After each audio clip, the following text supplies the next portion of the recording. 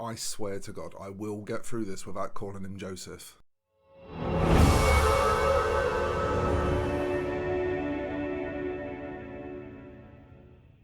That's right, folks. In today's video, we are going to be tackling Jakkob Bugmansson himself, the Brewmaster General. This fellow, and he's a beautiful miniature, a miniature that I really, really love. This was a commission from an old friend of mine, and they wanted me to make a point of having my own take on this. So I decided to completely diverge on pretty much every single area of the miniature from the box art for this one. It's very much my take on the miniature. I'm going to be showing you a really cool workup to get some super bright, really rich copper armor on this guy. I'm going to be showing you some really nice greens for the fabrics. There's a lot of cool stuff in this one, so let's not waste any time. Let's dive into some down cam footage and talk about Jakkob Bugmansson. Okay, so to begin proceedings, here are my sub-assemblies. I figured that I could just keep the barrel as one and the entire dwarf as the other, and that would work fairly well. So that's what I went with, and I've primed this in Stynal Res Black Primer. Starting out here, I want to just get some nice base green on these fabrics to work those up. I'm using the general rule here of the deepest things in the sculpt are what I'm painting first, and then the more raised parts of the sculpt are what I will paint afterwards. So I want to begin getting this fabric just nicely blocked in Caliban green, nice and straightforward. A quick look at my palette now for a second, because I want to show you how I actually tackle these greens. So I've got Caliban green here as my base colour. But then also on top of this, I want Warpstone Glow as a mid-tone colour, and I'm using this P3 Necrotite green as a highlight. Now this is very, very similar to GW's Moot Green. I just prefer the way it handles, and I'm going to be using a technique called void blending for this fabric, or sometimes known as spit blending. And so because I want to use that blending technique, I want to use paints that I know handle well for that technique. So in this case, the Necrotite green or the Moot green are completely interchangeable. I just prefer the way that the P3 paint handles. But you can see here that I'm just mixing some in-between tones for each of these. So I've got a Caliban and Warpstone Glow mixture here, and I've got a Warpstone Glow with the brighter green mixture here.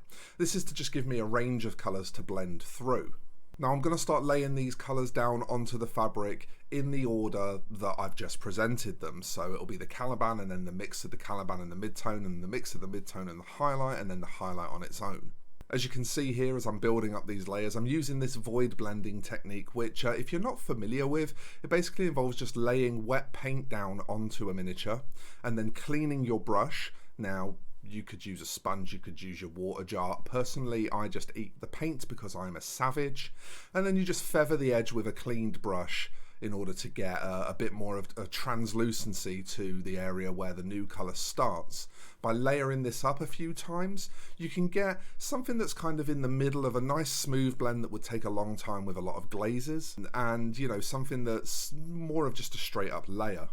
You can see here as I start to add the final stage of highlights to it that once it's actually built up and you've got a bit of it going on, it really does start to look quite convincing and quite nice. It's a good way to handle fairly smooth blends if you don't want to spend too much time on them. Before we go barreling headlong into metallics, we are going to just take a second to, well, paint a barrel. So we're going to get some Mournfang Brown here and just start to base coat this entire barrel, just to get all of the wooden parts blocked in nicely. And then using some Sunny Skin Tone from Vallejo, we're going to mix successively brighter highlights and just apply them with this really fine striping sort of textured stroke. You do want to get finer and finer as they get brighter and brighter in order to get that sort of wood grain look. But you don't need to worry too much if you make little mistakes, because we're going to shade over this whole thing later. And when we shade over it, a lot of those little mistakes will just get hidden by wash. Now we finally get to start attacking those sort of coppery bits, and you're going to want to bear with this workup because right up until the point when it's done, it's going to look a little bit odd. We're going to start out with Screaming Bell, which is an extremely rich, strong, bright copper colour. It'll take a couple of coats to cover over black, but that's okay, we've got all the time in the world. So let's just get all of the armour plates now covered in Screaming Bell. There's also going to be a few bits of gubbins on the barrel that you'll want to fill in this coppery colour as well. And then we're going to grab P3's Rulik Gold. Again, this is a comparable paint to Retributor armor from Games Workshop. So again, don't be afraid if you don't have this exact color. It's very, very similar in tone to Retributor armor. Again, I just prefer the way the P3 paints handle. So we're going to start building up some highlights with this Rulik Gold, just to start to get a bit of brightness involved. And then we're going to take some of our old favorite Vallejo metal color Chrome, mix that into our gold, and start to get our finest highlights now. Now you'll notice as I'm building these up that I'm not really looking for edge highlights here. I'm highlighting this kind of volumetrically, the same way that you'd kind of approach highlighting your normal fabrics and, you know, areas that aren't metallic essentially. Once we've got that full stage of highlights, I'm then going to grab P3's brown ink. Now this is really similar to the classic Citadel chestnut ink, which is why I love it so much, because Citadel don't make that ink anymore. And if you ask any wargamer in their 30s what their favourite ink is, I guarantee you a high percentage of those answers will be chestnut ink. It was a very popular product from Citadel back in the day, and it's a shame that they don't continue to make it. However, we're going to get that paint all over this armor area now, get it nice and shaded, and because it's an ink, not a wash, it will dry fairly sheeny, fairly glossy, so it's not going to dampen down our armor too much. Okay, now we're not finished with those copper areas just yet, but we are going to take a break from them just for a second because it's going to make sense to go back to them in a minute and you'll see why. First of all, we're going to get some P3 Boiler Black. Again, this is a proxy to the old bolt gun metal. We're going to use this just to do all of the dark silver parts. Now there's two different varied tones of silver in the box art, and I do really like that idea of having two different varied tones of silver. So I'm going to stick with it. These are just for the dark silvers that we'll be using this Boiler Black. And then we're going to hit all of those dark silvers with some lovely Agrax Earthshade. This is going to give them a bit of a matting effect. It's going to darken them down. It's going to dirty them up. It's going to really create some nice contrast when we've got another silver which is really bright later in the workup, and also with that really red coppery armor. Now you'll see why we didn't finish the armor when we were processing it earlier, because we want some Agrax Earthshade for that as well. We just want to pick out the areas where we want to create some nice dark shadows and drop some Agrax into those. This serves two purposes, because it's darker than our sort of chestnutty coloured brown ink from P3, which means it provides another layer of shadowing. But unlike that ink, it also dries matte, which means that you're going to really see how much darker it is, because it's not going to be reflecting as much light back at you. Now we're going to go back to tackling some more silvers. We're going to use Vallejo Metal Colors Dark Aluminium to base coat our bright silvers. And while we've got that on our brush, we may as well also use it to highlight our dark silvers. So you see here, we're being clever with the processes. We're bunching stuff together to be efficient when we work. Now I'm going to make a little mixture of P3's Armor Wash and P3's Blue Ink. Again, I love these for shading and washing metallics specifically because of the fact that they are a little bit shiny. I think that makes them perfect for metallics where you want that kind of glossiness to reinforce the reflectiveness. This dark blue shade colour is going to be the shadow for all of my bright silvers, so let's start getting that painted over those, and that's going to look pretty lovely straight away. Then we'll just come back in with some dark aluminium and just re-highlight those areas. Nice and straightforward. Okay, we get to start having a little bit of fun now. We're going to start doing some of the more sort of detail areas and stuff. So let's grab some XV88 and let's start getting that slopped all over those gloves. So just a nice couple of thin coats of XV88. Be careful not to obscure too much detail with this, because obviously you are going to be painting it in between fingers and stuff. And we're just going to get those gloves nice and blocked in with a good solid colour.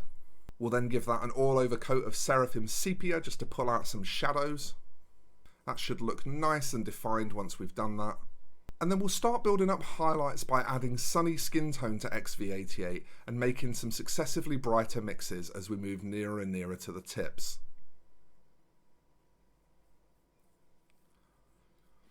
I'm also going to take the top highlight colour from this workup, so this is the brightest part of this workup.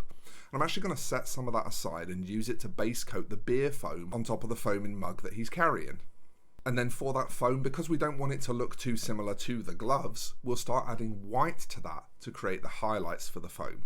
Couple of mixes. It probably only took me about 3 mixes here to do this, because you want fairly steppy highlights here because you want a good amount of contrast. By adding this white, obviously we're desaturating as we're getting brighter as well, so it's going to bring it very, very separate to that really saturated colour of the gloves. Okay, so now I've got him assembled and I've got all the small details finished off on him. And I think that now we're really starting to see this come together. I did skip over a few things like painting the Suka pattern that's wrapped around the handle of his axe, for example. This is just because these are really quick, straightforward things and you're probably not going to need my help to get them done. However, something that I am going to treat you to now is a little time lapse of me doing some freehand on the back. I really loved what they'd done on the box art for this particular part, that sort of sloshing beer with a bit of foam in the back of the barrel. And I wanted to recreate that, but obviously my freehand style is a little bit different to theirs, so I was sort of trying to match the kind of colours and feel that they went for, but I just kind of did it the way I would normally do freehand. I didn't really try to sort of get too into their process. So as you can see, I'm scribbling away at this and making corrections, and this is very much the way with freehand. You do have to be willing to just kind of make corrections and go back and forth and get it to how you want it. Freehand, whilst it might look very precise, it's not an exact science. It really is something that you have to chip away at, make lots of micro corrections to, and eventually you'll end up with something that you're happy with. So once we've got all of that done, the last thing that we need to do is pop Mr. Bugmansson onto the Lazy Susan and take a look at the finished article.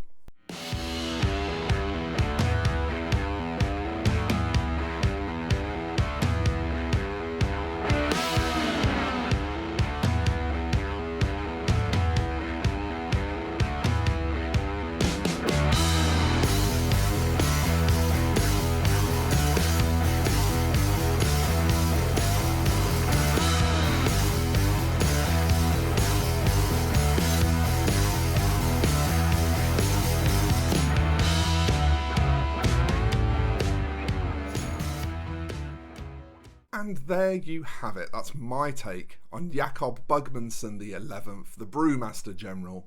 This beautiful miniature, just in time for Christmas as well. I know it's not the actual Christmas release this year, but the miniature just has a really Christmassy feel to me. There's something about the cheerfulness of it and you know, the fun and the whimsy of this kind of miniature that makes me feel Christmassy. So I'm really glad that I managed to get this out just in time for Christmas, because I do feel like it suits the mood of the holidays. I hope you enjoyed it. If you've got anything that you'd like to comment on relating to this, if you want to talk a little bit about what colours maybe you use to approach your Bugmansson, I would love to have a chat about this miniature. So get at me in the comments below and let's do that. You can also, of course, like the video if you liked it, and you can subscribe and enable notifications to stay up to date on what I'm doing over here on the YouTubes. If you really love the content and you wish to support its creation, you can pledge on Patreon from as little as $1 a month. There'll be a link in the description to that, along with a link to all of my social media accounts, so that you can come and chat to me there. Thanks for watching, everyone. I'm going to get out of here now and roll the end credits, but I'll see you in the next one.